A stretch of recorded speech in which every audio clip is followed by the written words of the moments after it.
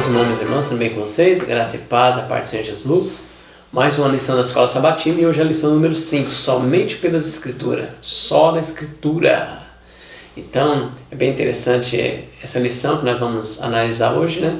Se você não é inscrito no nosso canal, você possa se inscrever, compartilhe esse vídeo se você gostou, clica no sininho para receber novas notificações e dá um like para ajudar o nosso canal, tá bom? Que Deus seja louvado. Se você tiver condições, vamos ajoelhar para falar com nosso Deus.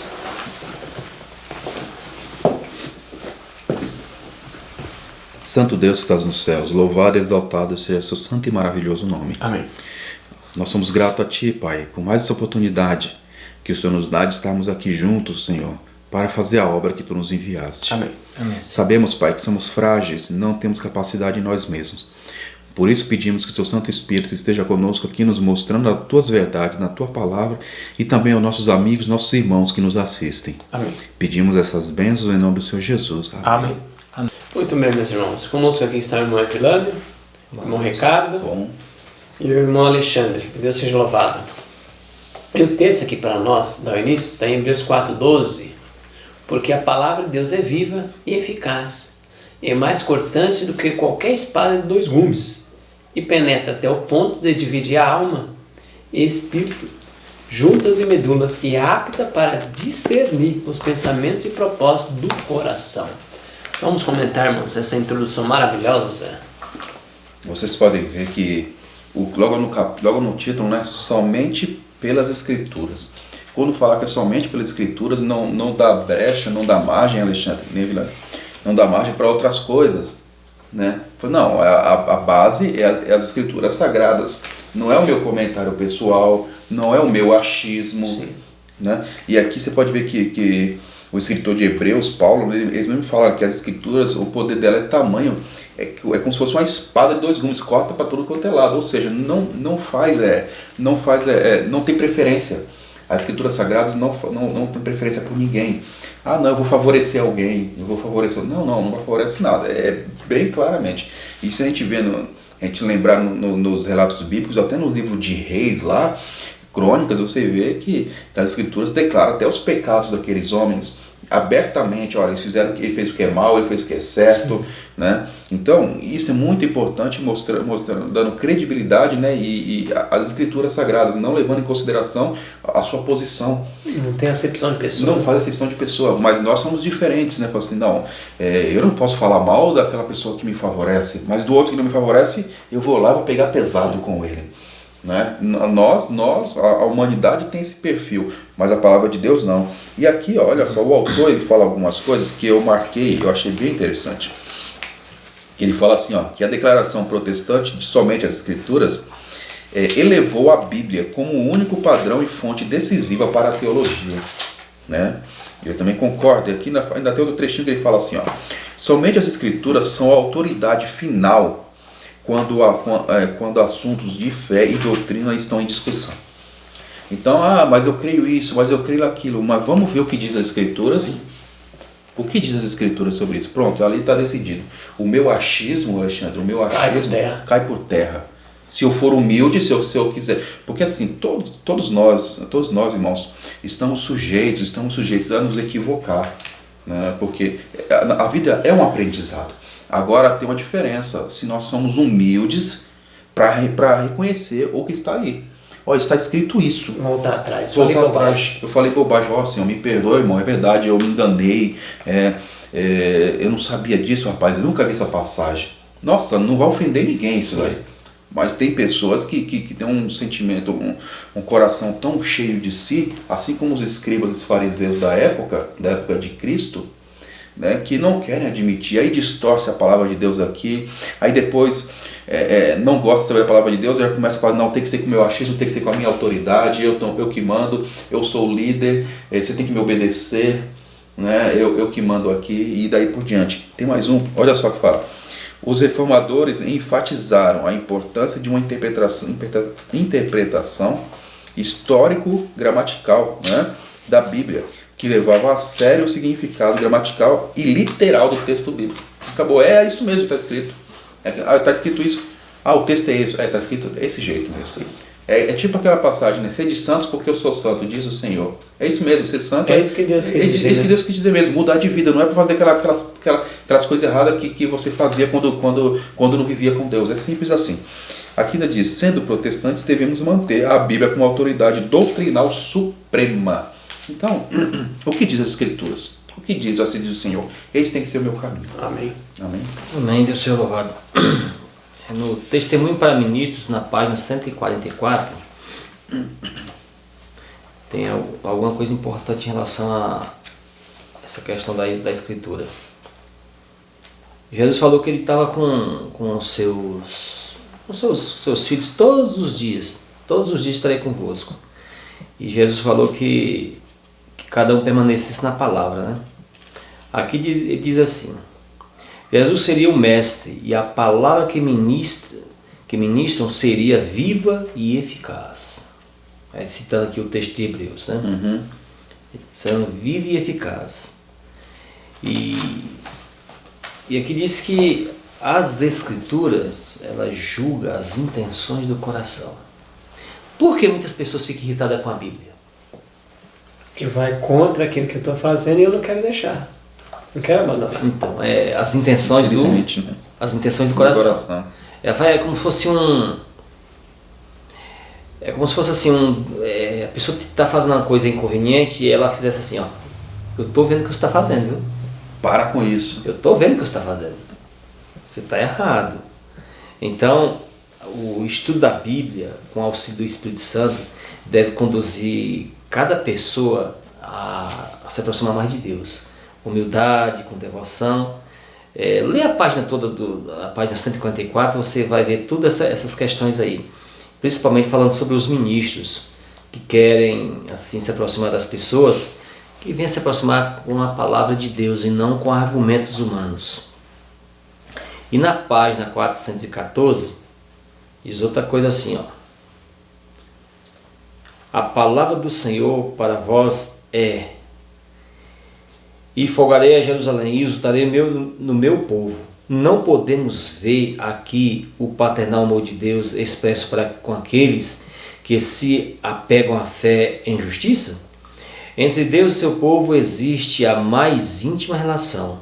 Não somente somos alvo de sua misericórdia e graça, de seu amor perdoador, somos mais do que isto.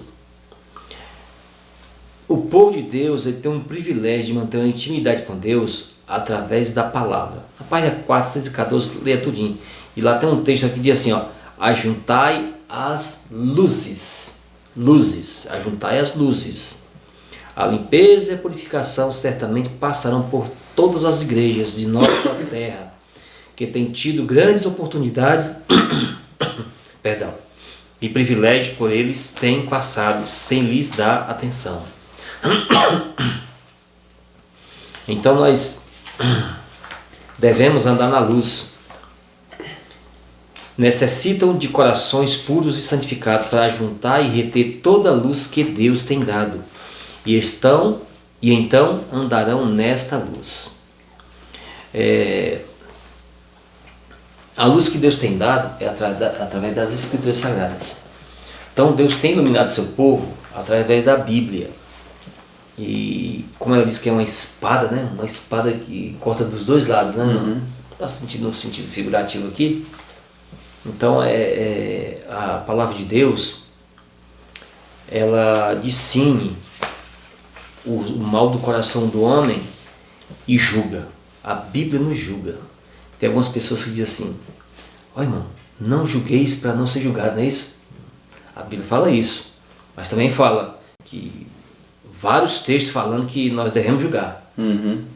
Então, quando a pessoa vem distorcer um texto da Bíblia, aí já tem outro texto para apontar, é como se apontasse o dedo. Eu sei o que você está fazendo, você está querendo distorcer, mas olha, eu estou de olho em você. Então a própria Bíblia interpreta a si mesmo. Como ela interpreta a si mesmo, Deus já deixou de antemão já preparado essas situações. O camarada vem distorcer um texto e Pedro fala. Tem uns indoutos aí que ficam distorcendo os textos de Paulo, que são difíceis de compreensão, para a sua própria perdição e destruição. É muito interessante. A Bíblia é maravilhosa nesse sentido. A pessoa vem distorcer, mas ela já Então hoje isso não é novidade hoje, né? Não é Desde novidade. o começo lá já estavam fazendo isso e Pedro já chamou a atenção. Exatamente. E o grande conflito falando sobre só a escritura, no tempo de Lutero. Na página 133 do grande conflito, fala lá sobre a questão de Lutero diante da dieta lá. Sim. Em Roma, que ele escreveu que ele se retratasse. E qual é a retratação? A retratação lá, nós sabemos que pessoas que estudam a Bíblia e o Espírito de Profecia sabem que a retratação lá no tempo de Lutero era que ele aceitasse a tradição da igreja e negasse as escrituras. Ele não. Se você me provar pelas escrituras, então eu vou me retratar, mas se não, sem chance. Sem nenhuma oportunidade, sem chance. No domingo agora, a escritura como a norma dominante. 1 Coríntios capítulo 4, versos de 1 a 6, eu vou ler só o verso 6, irmãos. Olha o que diz aqui, ó. Ora, irmãos, essas coisas eu apliquei figuramente a mim e ao Apolo por amor de nós, para que em nós aprendais e não ir além do que está escrito, de modo que nenhum de nós se ensoberbas a favor de um contra o outro. Então a exortação aqui para nós não ir além do que está escrito. Então vamos comentar a escritura norma dominante. A gente tem que entender só o que está escrito. Tem muitas pessoas que são equivocadas no seguinte: tem muitas pessoas que usam muito livros auxiliares para ajudar a entender um determinado texto. Isso aí não tem nada, está certo, está corretíssimo, não tem problema nenhum, isso aí está correto. O que não está correto é você ultrapassar um entendimento que você não tem das escrituras e mesmo assim você fica tentando, como é que se diz? Uma coisa que me convém. Eu pego o texto aqui, aí eu vou ler o texto à luz das minhas preferências, da minha situação. Eu estou numa determinada situação, vou dar um exemplo. A Bíblia diz que nós não devemos, o mandamento diz que nós não devemos adulterar. Aí você começa a procurar um texto aqui, um texto ali, que aparentemente lhe apoie. Aí então, esse texto aqui, aí você começa a dizer, esse texto está dando assim, adulterou, mas tudo bem, adulterou não tem problema e tal, e que vários fez isso, fez aquilo, desconsiderando a tolerância de Deus em determinadas situações, o contexto histórico, essas questões. Aí você fica juntando um monte de argumentos para provar aquela sua intenção. Está querendo fazer a Bíblia falar, te apoiar, né? Querer fazer o texto falar uma coisa que ele não está dizendo. Entendeu? Os livros, os estudos que você pega para ajudar a entender o texto é uma coisa. Sim. Mas agora você querer fazer o texto dizer uma coisa que ele não está dizendo, aí é diferente. Está querendo forçar a Bíblia a dizer algo para te apoiar. Isso é ir além do que está escrito. Isso é ir além do que está escrito. Mas você pode ver, Vilânio e Alexandre, que muitos pregadores agem assim, sobem púlpitos para poder fazer isso. Além de conversar pessoalmente com as pessoas para poder apoiar sua conduta, não, mas é assim, eu entendo assim, eu acho isso. Aquele negócio do achismo, sabe? Não, porque está dizendo isso, eu acho que é isso. Os especialistas. Muitos supostos especialistas, né? Porque o especialista mesmo é o Espírito Santo, a gente sabe disso. Aí, muitos deles, né, muitas dessas pessoas fazem isso, sobe até os púlpitos e faz uma pregação mirabolante lá, faz quase que um circo ali, sabe? E puxa passagens bíblicas que não tem nada a ver, tira do contexto para poder apoiar aquilo ali, e emenda com coisa, emenda com outra, faz uma espécie de aplicações que não tem lógica nenhuma, não tem cabimento nenhum, e por aí vai, só para poder apoiar a sua conduta, não para apoiar a palavra de Deus, porque a palavra de Deus não precisa que eu faça isso, ela mostra claramente. Vilânio, eu vou falar uma coisa para você. Quando a gente se prende somente ao que está escrito, somente o que está escrito é assim, então tá bom, é assim que tem que ser. Quando a gente se prende somente a isso, a gente fica mais seguro, sabe? Porque a gente não fica preocupado, não tem que se preocupar, Alexandre, em procurar coisas novas, sabe? Coisas, novidades, para poder apoiar a nossa conduta. Então, nós temos que nos humilhar, nós temos que reconhecer que nós somos frágeis, precisamos de Deus. E o que diz a palavra de Deus? A palavra de Deus diz isso, a palavra de Deus diz A, a palavra de Deus diz B. Então, é isso que eu tenho que fazer. Então, se eu vou fazer ou não, isso aí compete comigo e o Espírito de Deus. Mas dizer que não está escrito isso só para me apoiar, tipo, como é o nome daquele da Idade Média, o rapaz lá, Agostinho de Hipona. Agostinho de Hipona é um exemplo claro disso. A Escritura fala a respeito de adultério, que não adulterarás, não a questão de prostituição. Mas ele era viciado, ele não aguentava aquela coisa toda, ele ia sofrendo. Ele, para calar a consciência, tentou fazer a Escritura, inventou ter o relativismo, né? Um relativismo em cima, para poder apoiar a sua conduta. E ele encontrou bastante pessoas, bastante partidários, né, dessa linha de raciocínio dele, que gostaram dessa brincadeira, né, e hoje isso contamina todas as igrejas. Né, uma doutrina criada por ele, por causa do gosto pessoal dele. Né, ainda arrumando texto da Bíblia, como você me falou. Exatamente. Então, tirou do contexto um trechinho e colocou ali. Né? Mas tem um texto aqui do Espírito Profecia, irmãos, se vocês vão me permitir rapidinho, está nessa aqui, ó, meditação matinais, tá? Essa aqui é a maravilhosa graça de Deus, na página 260, diz assim, olha só, a palavra do Deus eterno é nosso guia. Por meio desta palavra fomos feitos sábios para a salvação. Ela deve estar sempre nos nossos lábios e no nosso coração. Aí diz, está escrito, deve ser nossa âncora. Firme ali, está escrito. Os que fazem da palavra de Deus o seu conselheiro compreendem as fraquezas do coração humano e o poder da graça de Deus para subjugar todo o impulso impuro e não santificado. Seu coração está sempre a orar e tem os anjos por sua santa guarda. Quando o inimigo vem com uma inundação, o Espírito de Deus ergue contra ele a sua bandeira. Há harmonia no coração, pois as preciosas e poderosas influências da verdade dominam.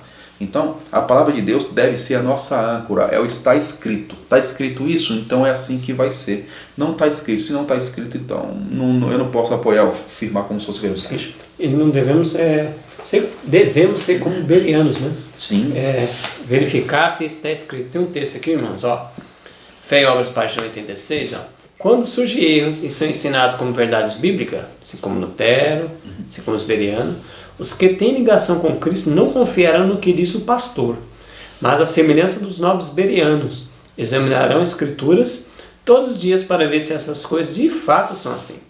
Quando eles descobrem qual é a recomendação do Senhor, colocam-se ao lado da verdade, ouvem a voz do verdadeiro pastor dizendo, esse é o caminho, andai por ele. Isaías 30, verso 21.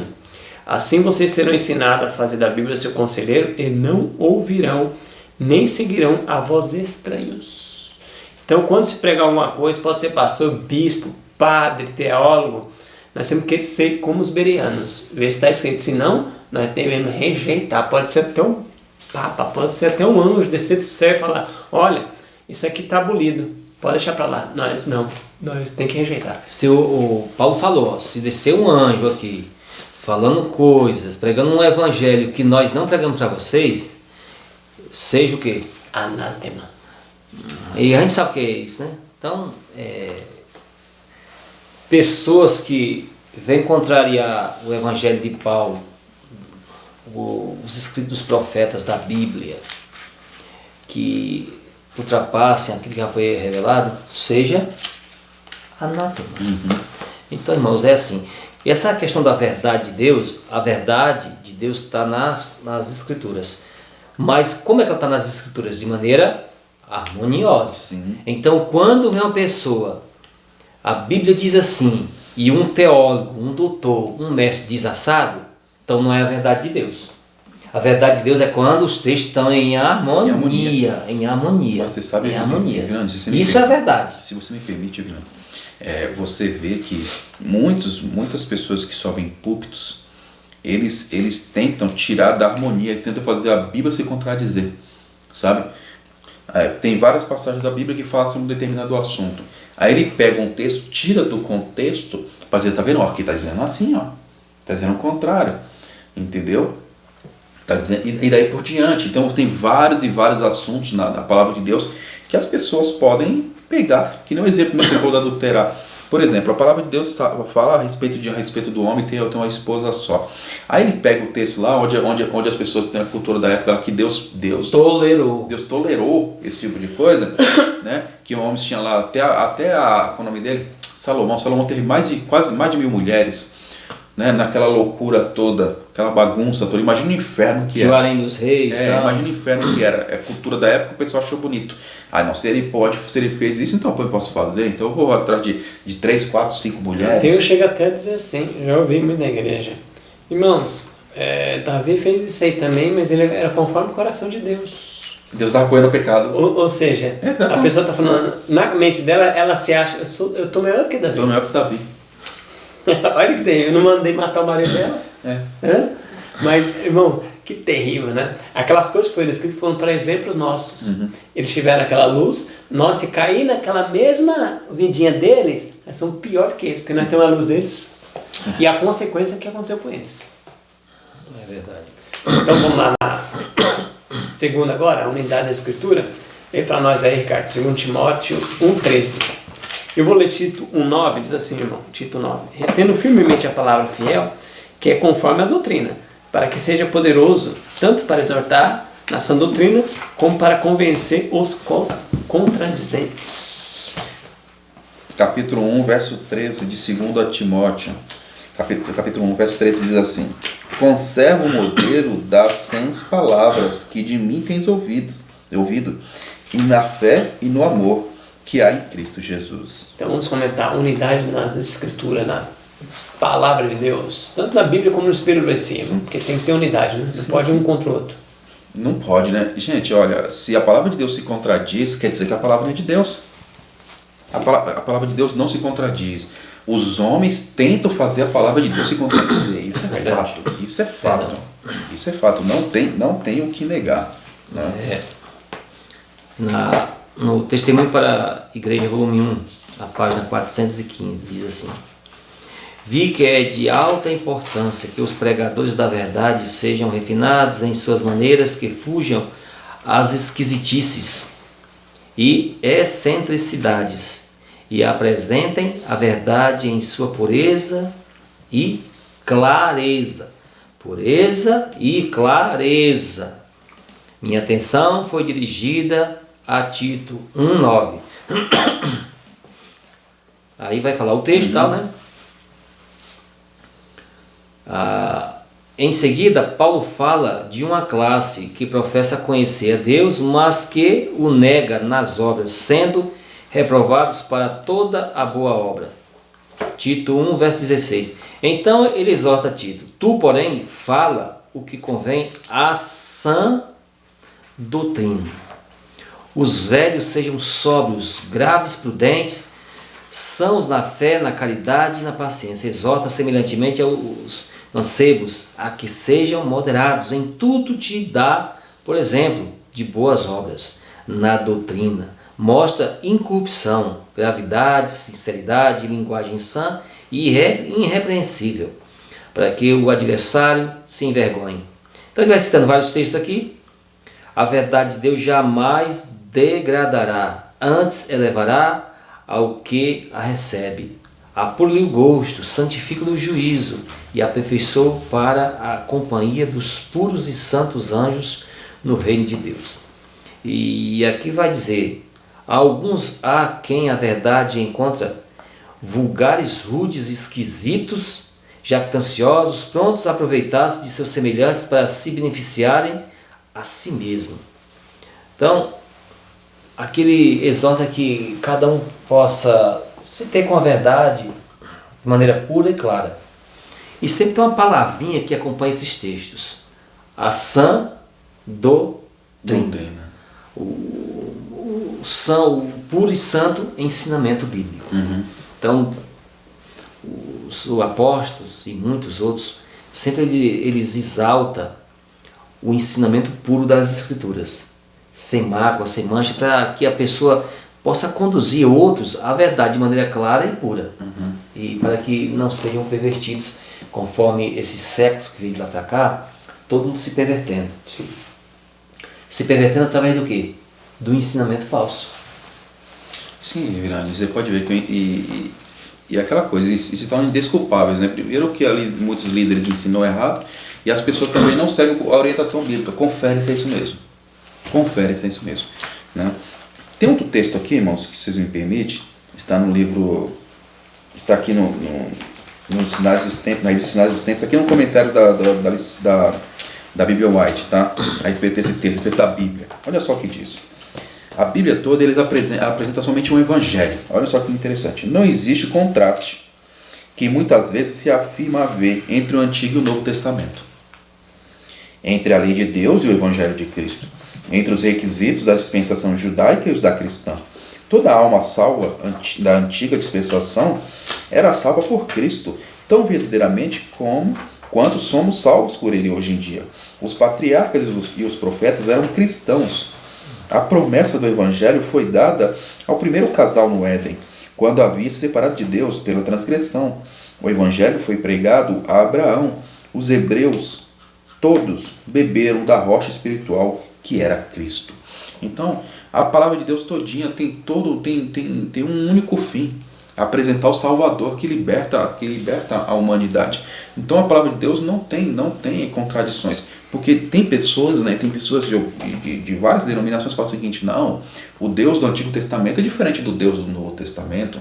O Antigo Testamento, tem gente que fala, não, o Antigo Testamento foi abolido, né? E aí esquece que até outra vez a gente falou aqui, até esquece que Jesus, a Bíblia de Jesus era o Antigo Testamento. Então, e a gente vê cada coisa. Hoje a gente não vê muitas pessoas falando que o Antigo Testamento foi abolido, mas a gente vê pessoas pegando trechos, né? Trechos para mudar totalmente o contexto da palavra de Deus. Isso é muito perigoso. Perigoso é uma contradição. Eu costumo usar essa palavra, uma aberração espiritual. Sim. Eu vou usar novamente. Se a pessoa diz assim, o Velho Testamento é o válido e o novo não deve seguir. Praticamente a pessoa está dizendo assim: eu considero o escrito do Velho Testamento e não aceito o Novo. Os ensinamentos do Novo é uma confirmação do Velho. Uhum. Então o que acontece? De tabela. Ela rejeita o escrito do Novo, ela rejeita a confirmação do que está no Velho, o ensinamento do Velho Testamento. Uhum. Então ela rejeita toda a Bíblia. Toda a Bíblia. Porque se a pessoa rejeitar um texto, então é como se rejeitasse tudo. Ou você crê ou você não crê. Então, é claro que ninguém é obrigado a crer, né? Não, isso não. Ninguém é obrigado a crer. Mas uma coisa é clara: se você fala que você crê na palavra de Deus, a palavra de Deus não entra em contradição. Ela não se contradiz. Então, se ela não se contradiz, tem que ter apoio, tem que crer na íntegra. Exatamente. Na íntegra. E daqui a pouco nós vamos entrar num tema aqui, que outra confusão que fazem. Uhum. Quando a gente diz não pode ir além do que está escrito, vou dar um exemplo prático disso. Só uma ilustração, para daqui a pouco a gente entrar, e o Alexandre daqui a pouco vai dizer para nós entrar nesse tema. A pessoa diz assim, vamos voltar lá no tempo de João, lá do Apocalipse, no tempo de João. Eu só aceito o Velho Testamento. Então, possivelmente a pessoa que diz que aceita o Velho Testamento, se tivesse na época de João, eles não iam aceitar o quê? Os escritos de Pedro, de Paulo, nem dos apóstolos, de João. Não ia aceitar o Apocalipse. Então, provavelmente, essa pessoa, como diz o Apocalipse, ela ia fazer o quê? Ia se perder. Sim. Ia se perder. Se ela estivesse na época lá, ia se perder. Então, além do que está escrito, além daquilo que Deus revelou através do Velho Testamento, do Novo Testamento e de outros profetas que viriam ainda. Sim. Isso é ir além. Se você vai além do que Deus revelou na Bíblia e no espírito de profecia, que daqui a pouco a gente vai entrar nesse tema aí. Uhum. Aí você dizer, lá o texto lá do Velho Testamento diz uma coisa, lá como os dois livros, Daniel e Apocalipse, são livros gêmeos, eu aceito Daniel, mas não aceito o Apocalipse. Lá na época lá, se a pessoa... Logo você não aceita Daniel. Você entende como é que a situação é? É complicado, irmãos. Então é uma aberração espiritual. Sim. Terça-feira, clareza das Escrituras. Vem para nós aí, Ricardo. Mateus 12, verso 3 e o 5. Eu vou ler Mateus 21, 42. 21, 42 diz assim: disse-me Jesus: nunca leste na Escritura a pedra que os edificadores rejeitaram? Essa veio a ser pedra angular. Isso foi feito pelo Senhor e é maravilhoso aos nossos olhos? Capítulo 12 de Mateus, verso 3. Ele, porém, lhes disse: acaso não lestes o que fez Davi quando teve fome e os que com ele estavam? Verso 5. Ou não leste na lei que aos sábados os sacerdotes do templo violavam o sábado e ficavam sem culpa. Nós não vamos ler mais texto, irmão, mas você pode anotar aí, ó, Mateus 19, verso 4, Mateus 22, verso 31, Mateus 24, verso 15, Marcos 12, verso 10 e o verso 26, Marcos 13, verso 14 e Lucas 6, verso 3. Tudo isso vai falar da clareza das Escrituras, sempre Jesus citando textos das Escrituras do Antigo Testamento. Então vamos comentar isso aí, irmãos. A clareza das Escrituras. Você pode ver que interessante, irmãos, quando Jesus fala assim, você leu isso? Você não entendeu isso? Ou seja, quando Jesus falava com as pessoas, qualquer pessoa ali, tanto líder ou não líder, o que diz as Escrituras, era uma coisa tão clara que qualquer um entendia. Sim. Então Jesus, o nosso Salvador, quando ele apresentava as Escrituras, era de maneira tão clara que não tinha como a pessoa, como é que eu vou dizer, ter dificuldades de compreender. Mas assim, quem trouxe alguma coisa diferente, eu não digo nova, mas trouxe diferente, uma visão diferente para as pessoas abrirem os olhos para algo que eles não compreendiam, foi Paulo, que algumas pessoas estavam com dificuldade, mas não, era o evangelho do jeito que estava, é que eles não estavam compreendendo a questão dos símbolos, algumas pessoas, não estavam conseguindo encaixar as peças, era só isso. Mas Jesus sempre foi claro. Como você leu? Não está escrito isso? Não é isso que está escrito? Então é assim que você tem que fazer, né? Olha só, irmãos, vocês vão me permitir, eu quero ler um trecho no Grande Conflito, que os antigos aqui, né, os irmãos da Reforma, né, os protestantes, eles fizeram. Isso aqui no livro, no Grande Conflito, no capítulo aqui que fala os progressos, né, da Reforma na Alemanha. Esse Grande Conflito aqui foi feito uma restauração da capa, tá? É o conflito dos séculos, irmãos, tá? Aqui está na página 195. Olha só o que diz. Página 195. A pregação de Lutero, expondo as plenas verdades da palavra de Deus, e depois a própria palavra, posta nas mãos do povo comum, despertaram-lhes as capacidades adormecidas, não somente purificando e obedecendo a natureza espiritual, mas comunicando nova força e vigor ao intelecto. Ou seja, Lutero pregava a palavra de Deus, a Bíblia. Naquela época as pessoas não tinham a Bíblia na mão, e ele entregou para o povo ler. O povo falou, rapaz, não é que é isso mesmo? Né? Em outras palavras, né? Ainda continua. Tem outro textinho aqui, ó. Olha só o que diz. Infelizmente, disse um escritor católico, Lutero persuadiu seus seguidores a não depositar fé em qualquer outro oráculo além das Escrituras Sagradas, como se Lutero tivesse errado. Lutero enganou o povo, né? Persuadiu o povo ficar do lado dele a não aceitar nenhum comentário se não for da Bíblia, se não for das Escrituras Sagradas. Ainda continua. Olha só. Multidões se reuniam para ouvir a verdade advogada por homens de pouca instrução, e mesmo por eles discutida com ilustrados e eloquentes teólogos. Patenteava-se a vergonhosa ignorância desses grandes homens, ao serem seus argumentos defrontados pelos singelos ensinos da palavra de Deus. Operários, soldados, mulheres e mesmo crianças estavam mais familiarizados com os ensinos da Bíblia do que os que estavam os padres e ilustres doutores. Misericórdia, né? Então, olha só a que ponto chegou. Entregou a Bíblia na mão do povo, irmãos. Entregou a Bíblia na mão do povo. Essas pessoas, quando aceita a verdade e quer viver, não importa a sua idade, essa pessoa vira um soldado quase que invencível ao lado de Deus. Quando tem a Escritura na mão, não, está escrito isso. E diz a palavra, diz aqui no relato, que os doutores, os teólogos da época passavam vergonha na mão até de crianças, até de crianças, Vilânio. Olha só, você vê o poder das Escrituras Sagradas. Ou seja, não, mas está escrito isso. Não, mas a gente está dizendo que não sei o que, blá blá blá. Santo, né? Não, mas está escrito isso. A palavra de Deus. Os homens da liderança estavam sem o Espírito Santo. Estavam sem o Espírito de Deus. Então não pode compreender. Não tem como compreender sem o Espírito Santo. Exatamente. E aí eles faziam o quê depois? Quando eu via que não tinha como ganhar pela palavra de Deus, vou ganhar de outro jeito, vou usar da minha força, né? Quando a pessoa não convence pela força dos argumentos, aí é a força da violência. Sim. Aí ela começa como lá em todos os tempos foi assim. Eu só li esse texto para mostrar que qualquer pessoa pode entender as Escrituras. Qualquer pessoa. E isso só se quiser entender.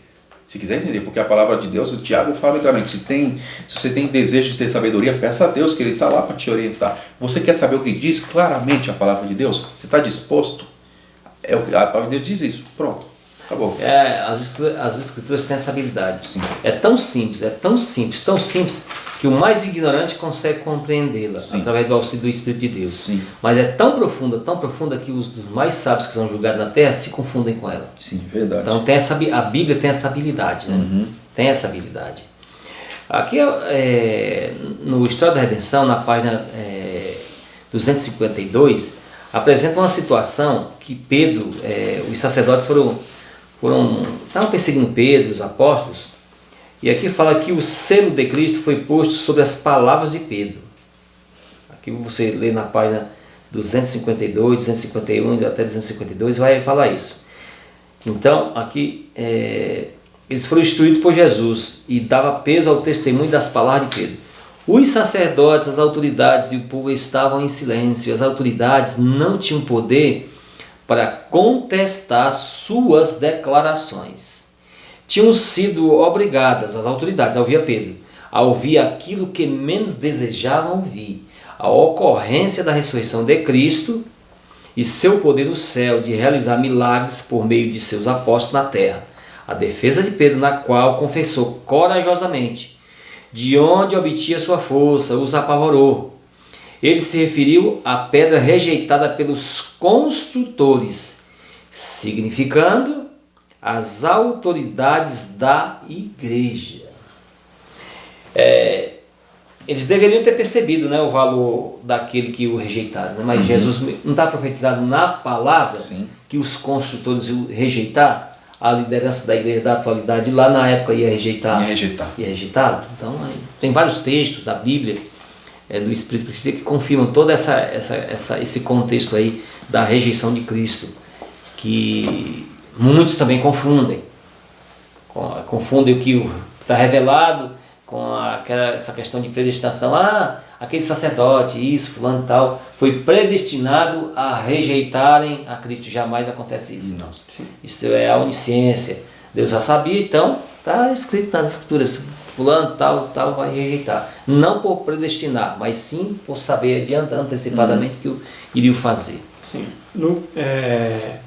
Quarta-feira agora, a Escritura interpreta a Escritura.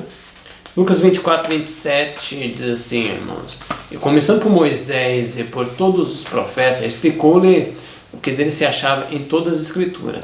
Verso 44, 45. Depois lhe disse: são estas palavras que vos falei, estando ainda convosco, que importa que se cumprisse tudo o que de mim estava escrito na lei de Moisés, nos profetas e nos salmos. Então lhe abriu o entendimento para compreenderem as Escrituras. Então vamos comentar essa quarta-feira, irmãos. Olha só, tem um texto aqui, o próprio texto do Espírito Profecia, no livro Educação, página 190. Bem aqui na própria lição. A Bíblia se autoexplica. Textos devem ser comparados com textos.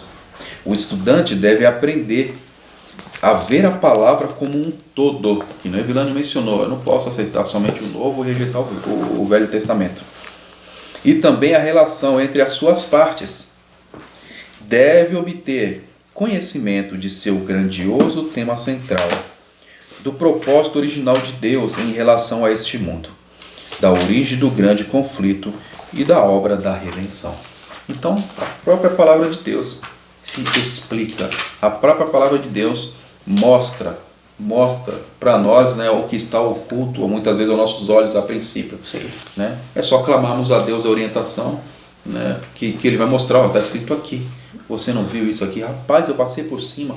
Quantas vezes a gente lê nas Escrituras, às vezes a gente passa por cima de passagens durante anos lendo a Bíblia. Aí chega um dia e você fala: rapaz, eu nunca vi essa passagem.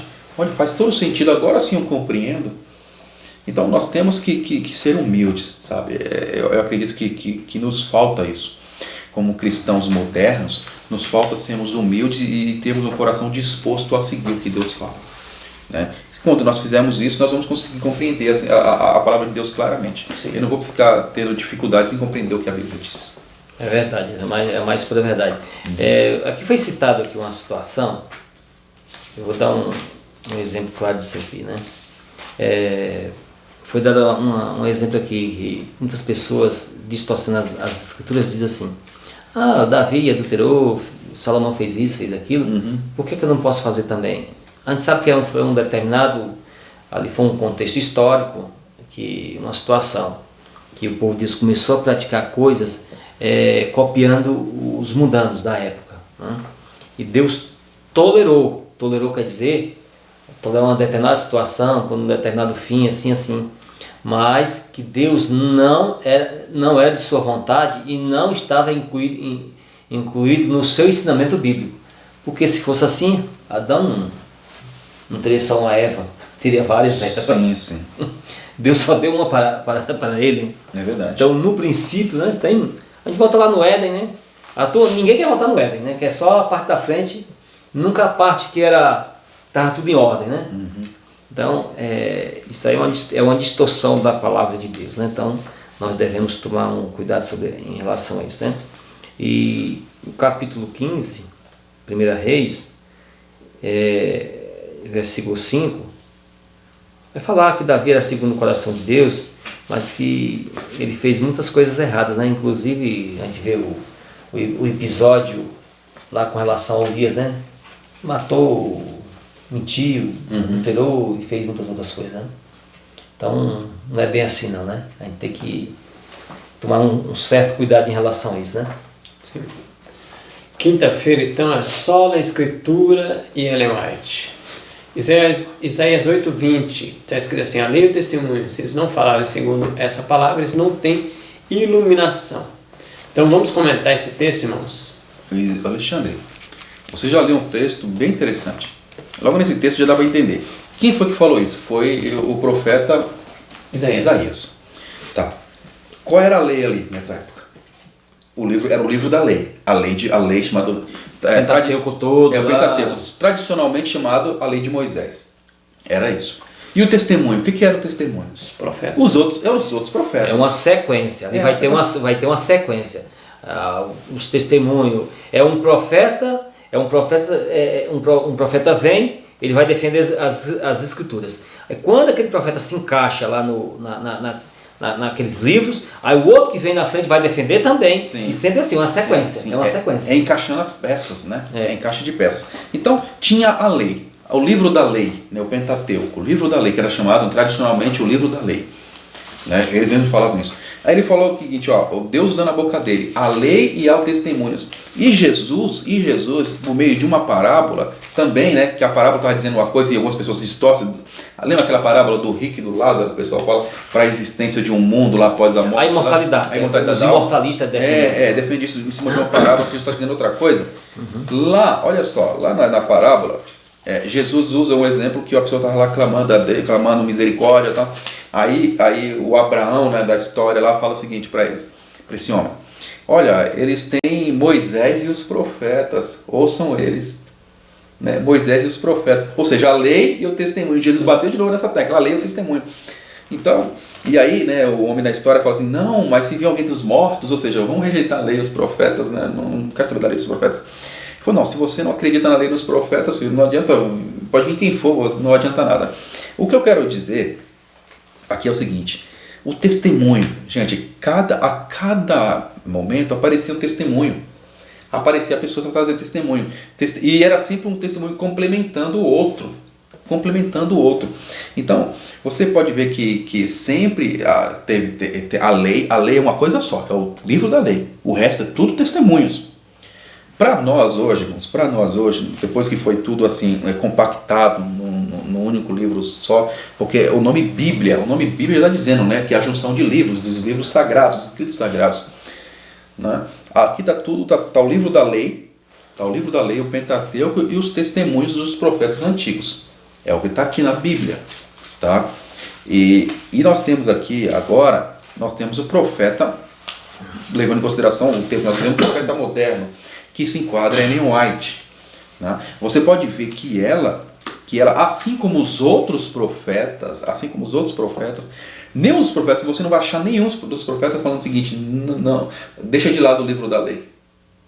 Sempre eles incentivar, olha, o livro da lei, o que diz a lei diz assim, nós temos que nos consagrar. Até o próprio Salvador, nosso Senhor Jesus Cristo, também ele falava do livro da lei e dos profetas. E todos os profetas exaltavam o profeta que veio anterior. Antes dele. Olha ele, olha para ele, olha lá. Sim. No versículo 16, Alexandre, da Bíblia, lê o versículo 16 desse mesmo capítulo, Isaías 8. Se você tiver nele aí já. No versículo 16. Tem uma outra coisa interessante também. Ata o testemunho, sela a lei entre os seus discípulos, entre os meus discípulos. Olha aí. Tá mandando ficar junto. Uns desliga, outros desata, né? Segura, né? Amarra, prende junto. Entre os meus discípulos, a lei, sela e o testemunho. Junto. Entre os meus discípulos. Juntos. Então, o que acontece é como se o profeta dissesse assim: toda a revelação, seja nas escrituras ou através do dom profético de outro profeta, liga todos, sela e liga todos.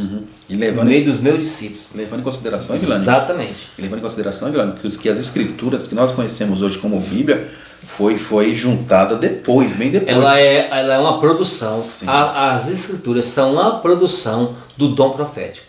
Cada profeta foi tendo Deus dando dom e lá escreve. Mas foi uma sequência. A irmã Ati é uma luz menor, né? Ela mesmo fala que é uma luz menor apontando para as escrituras que é uma luz maior. A maioria fala isso. Vamos ler aqui, ó. Como é que não vamos tirar isso aí? Porque alguns incrédulos que não creem no Espírito de Profecia diz que crê, mas lá no íntimo não crê, diz, não, é luz menor, é menor. Ou seja, vou ficar só com Bíblia. Isso aqui você lê na sua casa, lá no banheiro de vez em quando. Isso é só um conselho, você não é obrigado. Conselho não é obrigado. Você não vê teu livro, Conselho sobre Higiene Alimentar, é conselho. É conselho, não precisa seguir. Não é obrigatório. Se quiser, o livro Comportou o Evangelista, na página, aqui nessa versão, ele é um pouco mais antigo, né? Está na página 124, tá? É o capítulo 20. Diz assim, o Senhor tem dado muita instrução ao seu povo, regra sobre regra, mandamento sobre mandamento, um pouco aqui, um pouco ali. Aí continua. Pouca atenção é dada à Bíblia. E o Senhor deu uma luz menor para guiar os homens e mulheres à luz maior. Quanto bem poderia ser feito se os livros que contêm essa luz fossem lidos com a resolução de se executarem os princípios que neles contêm. Haveria uma vigilância 1000 vezes maior, um esforço abnegado e resoluto 1000 vezes maior, e muitos mais estariam agora regozijando-se na luz da verdade presente. Meus irmãos e irmãs, trabalhai zelosamente para fazer circular estes livros. Ponde vosso coração nessa obra, e a bênção de Deus será conosco. Saí com fé, orando para que Deus prepare corações para receber a luz. Sede agradáveis e corteses. Mostrai por uma conduta coerente que sois verdadeiros cristãos. Andai e trabalhai à luz do céu, e vosso caminho será como o caminho do justo, brilhando mais e mais até o dia perfeito. Aqui você pode ver, as pessoas só tiram esse trechinho, né? Olha, fez uma luz menor para conduzir uma luz maior, que é a Bíblia e tal. Só que esqueceram de falar que se as pessoas lessem esses livros, né, e colocassem em prática, a consagração deles seria 1000 vezes maior, né, para poder o quê? Se firmar mais e mais na lei, no livro da lei. Porque a ideia é, irmãos, nós sabemos disso. Qual é o dever de todo homem? O livro de Eclesiastes deixa bem claro, o profeta. O dever de todo homem é guardar os mandamentos de Deus. É o dever de todo homem. Não importa se ele é cristão, se ele não é cristão. Independentemente da nacionalidade. Independente da nacionalidade. É a lei. É guardar a lei. Essa é a realidade. É guardar a lei. Tá? Nós estamos nesse mundo, o nosso dever é guardar a lei. Ponto. Isso é ponto pacífico, não tem que discutir. Então, a lei é o testemunho. O testemunho me leva para fazer o quê? Para tentar o quê? Me consagrar a Deus. Claro que por mim mesmo, Vilana, eu não consigo guardar a lei, a gente sabe disso.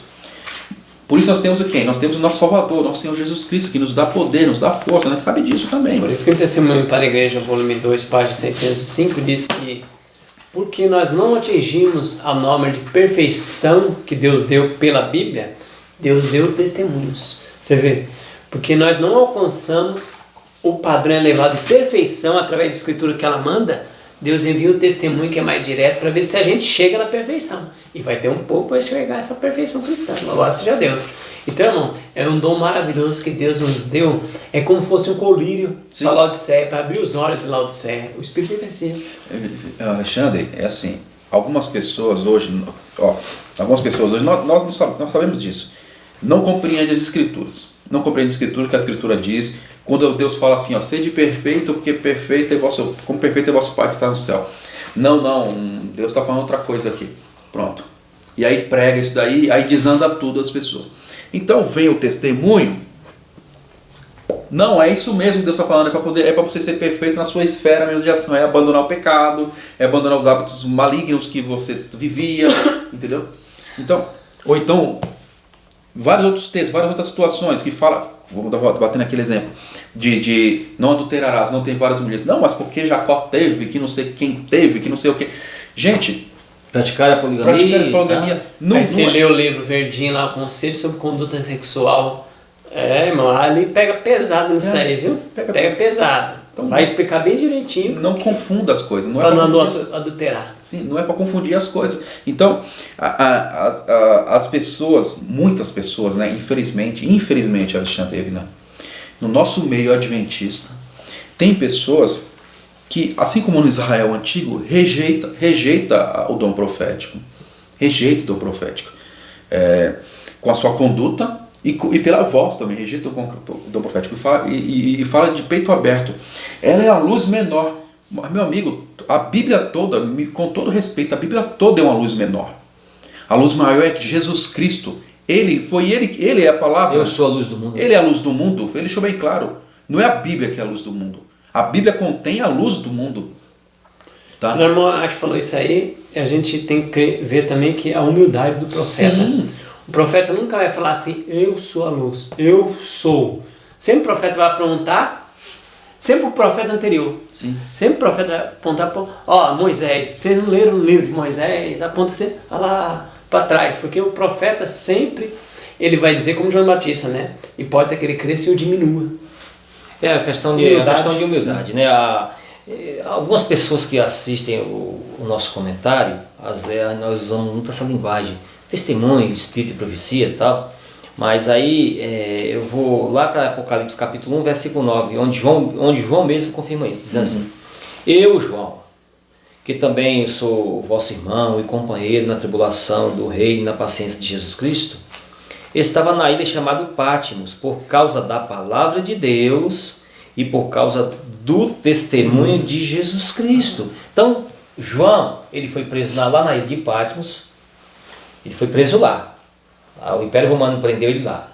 Nós vamos prender você, eu estou parafraseando aqui, nós vamos prender você, João, porque você exalta essas escrituras e você também tem a mania de ficar defendendo esses escritos, desses chamados que você chama de profetas aí, viu? Sim. Que é o testemunho de Jesus da época, sim. da época. Olha bem, ele foi preso por causa das escrituras, os que ratavam os livros juntos, e também pelos escritos dos profetas da atualidade da época. Que não estava na escritura na época. Exatamente. Então, olhe bem isso aqui. Aí lá no livro, no capítulo 19, ele fala novamente, né, exaltando novamente que cada um de nós temos que tomar respeito em relação a isso, né? João, ele foi preso porque ele exaltava os estudos da palavra de Deus, né? Então, aqui você pode ver que ele tá exaltando o testemunho, né? Em Apocalipse, capítulo 19, no versículo 10 dá mais claridade, né? Dá mais claridade. Então me lancei a seus pés para adorá-lo, mas ele me disse, olha, não faças tal, sou conservo teu e de teus irmãos, que têm o testemunho de Jesus. Adora a Deus, pois o testemunho de Jesus é o espírito de profecia, ou dom profético. Dom profético. Então, Jesus testemunha durante todo o tempo na sua igreja, através do dom profético. Por que o dom profético é essa questão a gente exalta muito essa questão do dom profético? Sem o dom profético, nós conheceríamos a palavra de Deus? Como? Mas o dom profético é a palavra de Deus. Como? Né? Como nós ia conhecer Não vai. se a produção das escrituras for através do dom profético? Sim. Todinha. Então. E até teve profeta que nem escreveu nada, que foi o João Batista. Que João, o apóstolo, estava preso porque testemunho de João Batista também. João Batista mas não estava dentro das escrituras na época. O pensamento, o cotidiano de João Batista está nas escrituras. Não é? Às vezes as pessoas ignoram essa questão, né? E trazendo para nós hoje, o que a irmã White fala está também dentro das escrituras. Então, os ensinamentos, os princípios de João Batista estão tudo nas escrituras. A gente não pode. Mas na época ninguém rejeitou. Não, é só Isaías, João Batista. Nós não cremos em você, só Isaías. Até teve um pessoalzinho lá que Jesus falou assim: por que você não. O batismo de João foi de Deus ou foi dos homens? Aí ele disse, nem falar nada. Não podemos responder. Se a gente responder que o batismo dele foi dos homens, esse pessoal acredita que ele é o profeta, então eles vão nos apredejar. E se nós dissermos que foi de Deus, ele vai dizer: e por que você não aceitaram? Por que não aceitaram? Então, nós não sabemos. Então Jesus hoje ia pegar muita gente de calça curta também, viu? E aí, vocês acreditam em Deus ou não? Jesus viesse aqui hoje, dissesse para os adventistas do sétimo dia, e o povo assim: você crê na Bíblia? Creio.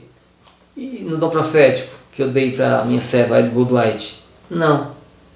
Então vocês não creem em mim. Então vocês não creem em mim. Acabou. Então, porque o testemunho de Jesus, testemunho de Jesus. É dele, ele que está mandando. Eu dou meu testemunho aí através do dom profético para vocês aí, e vocês ainda estão rejeitando, dizendo que creem em mim? Não é mentira. Isso é mentira. E aí, né, só voltando, né, irmãos, tem um pouquinho de paciência. E aí nós usamos esse trechinho, né? Uma luz menor para uma luz maior.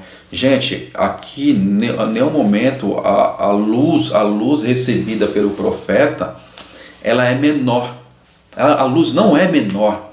A luz vem direto do dono de quem produz toda a luz. Entendeu? Que é o próprio Cristo.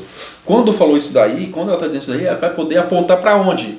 Para que já tinha. Não era coisa que é do zero. Não tinha nada do zero. Aquela luz estava apontando para a luz que já tinha ali.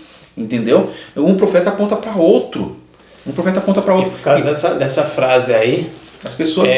alguns anos atrás, dentro do Adventismo, surgiu uma polêmica. Bom, Samuel está falando que a luz menor aponta para a luz maior, então tem graus de revelações. Olha a loucura, meu. Chegaram aí na década de 80, olha a loucura. Então tem graus de revelação. Um profeta tem uma revelação menor, outro tem uma revelação maior. E aí tem até o livro do pastor Herbert Douglas, né, a Mensageiro do Senhor, que bem enfaticamente fala que não tem grau de revelação. A revelação é a mesma, o Espírito Santo é o mesmo. Se fosse grau de revelação, agora eu vou me atrever aqui a falar uma coisa para vocês aqui. Escutem bem. Quantas páginas tem a Bíblia? Tem poucas páginas. Quantas páginas tem os escritos do Espírito de Profecia? Muito mais. Então a luz maior seria, em termos de lógica, e escrita seria a irmã Ellen Goldwhite. Em termos de escrita. Em termos de lógica, lógico. Em termos de lógica. Vamos fazer matemática aqui. Quantas mil páginas ela escreveu? Então ela seria a luz maior. Mas lógico, eu estou falando só uma suposição aqui. Se for para comparar nessa questão só uma comparação. De escrita. De escrita. E páginas. Exatamente. Irmãos, então a gente tem que ter aí a coerência. É uma sequência dos escritos. Se na época, ela tinha se profetizado na época lá de João, teria sido incluído tal, os escritos tal, mas foi na nossa época agora, veio na nossa época agora, nessa época mais moderna, chamada assim, como queremos chamar. Então foi incluído várias coisas que na época não tinha. Porque Deus deu um profeta sempre para a época de um povo para não se corromper, né? Uma necessidade. Porque se nós não tivéssemos um profeta hoje, nós não seria a igreja de Deus, irmão, não adianta. Ah, eu sou a igreja de Deus. Então qualquer igreja é a igreja de Deus. Sim. Nós temos uma profetisa porque Deus sempre guiou um povo através de um profeta. Exatamente. E a Goldwhite, ela não é profetisa da Igreja Adventista do Sétimo Dia. Ela é profetisa de Deus. Sim, de Deus. Quem quiser aceitar, aceita. Quem não quiser aceitar, nós somos os mesmos amigos. Sim. Mas ela é profetisa de Deus. Profeta Isaías, Moisés, esse e aquele outro profeta, ele não era profeta de Israel. Ele era profeta em Israel. Sim. Ele era profeta de Deus. Sim. Tem que entender isso, né? O profeta não é um profeta do povo, é um profeta de Deus. Quer o povo aceite ou não. Profeta de Deus, é um porta-voz de Deus. Então, a gente tem que entender isso. E Sim. quando a gente rejeita o profeta, 2 Crônicas 20:20, diz lá, credes em Deus, estareis seguros. Credes em seus profetas, independentemente da época. Sim. Da época, da circunstância, independentemente da época, credes em seus profetas e prosperareis. E espiritualmente. Sim. Por isso que nós não estamos prosperando espiritualmente, porque nós estamos rejeitando o profeta. Sim. Nós estamos seguindo Crônicas 20:20. Então, é essa a questão. Independentemente da época, tanto faz ser Moisés, como ser Paulo, como ser João, como ser Ellen Goldwhite, foi o profeta de Deus, amém, nós devemos aceitar. Se nós rejeitarmos, aí nós estamos rejeitando a voz de Deus. Sim. Estamos rejeitando a palavra de Deus, né? Sim. Eu vou ler um texto na sexta-feira agora, irmãos. Aqui, esse primeiro texto está na Educação, página 189. O estudante da Bíblia deve ser ensinado a aproximar-se dela com um espírito de aprendiz. Devemos pesquisar suas páginas, não em busca de provas para manter nossas opiniões, mas com o objetivo de saber o que Deus diz. Um verdadeiro conhecimento da Bíblia só pode ser obtido pelo auxílio daquele espírito pelo qual a palavra foi dada. E a fim de obter esse conhecimento, devemos viver de acordo com ele. Temos que obedecer a tudo que a palavra de Deus ordena. O estudo da Bíblia exige nosso mais dedicado esforço e perseverante meditação. Com o mesmo empenho e persistência com que o número cava, como o mineiro cava para obter o dourado tesouro da terra, devemos procurar o tesouro da palavra de Deus. Olha, irmãos. Assim como o mineiro cava atrás do minério, devemos cavar também. Exatamente. Interessante, irmãos. Só, o Juliano já vai falar. Você viu o que está falando? Deixou bem claro. É para ler a Bíblia não procurando alguma coisa para apoiar meus pontos de vista, minhas vontades. É para saber o que Deus diz sobre isso. Pronto. Acabou. Vou voltar nessa tecla de novo. Sobre ter mais de uma esposa. O que Deus diz sobre isso? O que diz a palavra de Deus sobre isso? Né? Mas ali Deus tolerou. Não, tolerou é uma coisa. Mas o que Deus diz claramente sobre isso? Será que ele tolerará hoje? Entendeu? O que Deus diz? E sobre a alimentação? O que Deus diz? Né? E sobre minhas condutas? Né? E sobre eu ficar falando mal da vida dos outros? O que Deus diz? Eu estou dando vários exemplos aqui, né? Nós temos que ter essa mentalidade, o que Deus diz. E aí, com o poder do Espírito de Deus, se eu não estou praticando, clamar a Deus ajuda para poder colocar em prática. Exatamente. Irmãos, a palavra de Deus conduz todos nós a Deus. A palavra de Deus conduz todos nós a Deus, a Jesus Cristo e a verdade. As Escrituras. Eu vou pegar um livro aqui, tem vários livros, mas vou pegar esse aqui. O dom profético nos conduz a Deus, a Cristo, a salvação, a verdade. Esse é o objetivo de todos os profetas, nos conduzir a Deus, a Jesus. E todos os profetas seguiram esse mesmo padrão, esse mesmo requisito, independentemente de época, independentemente que estejam juntos num compêndio chamado Escrituras ou não. Todos eles, muitos deles que não estão no compêndio, a gente não tem tempo para isso, não vamos explicar isso, mas no passado, que foram profecias locais, profetas locais, mas todos eles foram importantes, todos eles conduziram o povo a Cristo, todos eles. Esse é o objetivo, independentemente de época, independentemente que estejam ou não nas Escrituras. Deus falou para nós respeitarmos os seus profetas, ouvir os seus profetas. Então, esse é o nosso objetivo. Cada cristão deve seguir os profetas de Deus, seguir a instrução dos profetas. E tem aqueles outros argumentos dos adventistas, porque muitos fora da nossa fé não aceita os escritos de Ellen White, e aí fica dizendo assim que nós devemos deixar usar a Bíblia e não o Espírito de Profecia. Irmãos, isso é um argumento de adventistas que muitas vezes não quer seguir os conceitos da profetisa de Deus. Então, nós temos que recomendar as pessoas a aceitar o Espírito de Profecia, o qual, o dom profético, não está incluído nas Escrituras. Nós recomendamos a pessoa aceitar. As pessoas dizem, vocês são adoradores de Ellen White, falam muito de Ellen White. Então nós podemos citar também que a maioria do povo na terra é adorador de Moisés. Que falaram de Moisés? Então, adoradores de Moisés, Sim. adoradores de Paulo, que lê os escritos de Moisés, você fala muito dos escritos de Moisés, então são idólatras, são adoradores de Moisés. Sim. Não, irmãos, esquece isso aí, irmãos. Essas argumentações infantis. É seco assim mesmo. É a Bíblia e o Espírito de Profecia. É dessa maneira. A lei e o testemunho. Sim. Está escrito. Amém. Não devemos passar disso. Que Deus seja louvado, irmão. Se você gostou dessa mensagem, compartilha com os irmãos. Clica no sininho para receber novas notificações. Comenta o que você está achando, tá? E dá um like. Não esqueça de deixar um like aí no vídeo. Se você tiver condições, vamos já ajoelhar para falar com o nosso Deus.